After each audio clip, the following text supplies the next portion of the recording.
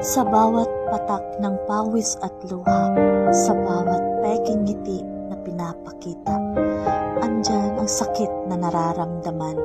Sa bawat masasakit na karanasan na mahirap limutin, may mga luhang biglang pumapatak na di mo namamalayan.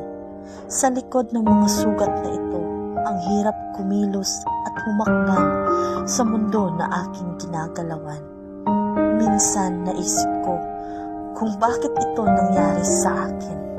Sa bawat tanong na aking binibigkas, wala ni isa akong maisasagot sa aking sarili. Tanging ang pagdarasal sa Diyos ang aking sandigan. At ang pagmamahal ko sa aking anak ang tanging lakas ko sa bawat sandali.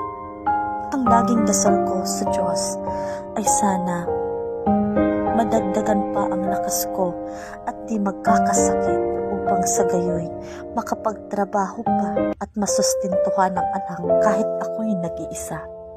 Maging matibay at malakas sa bawat araw sa tulong ng pagdarasal sa Diyos at paghihingi ng gabay sa bawat oras. At ang hamon ng buhay hanggang kailan at hanggang saan kong makakaya ang ganitong sitwasyon. Ito isang tanong na sadyang mahirap sagutin. Tanging ang Diyos lang ang nakakaalam at makakasagot sa lahat ng ito. Ang sandata ko ay ang pagdarasal sa Diyos ng taimtim. At balang araw, magiging maayos ang sitwasyon ko ito. Salamat sa Diyos sa gabay at lakas na binigay.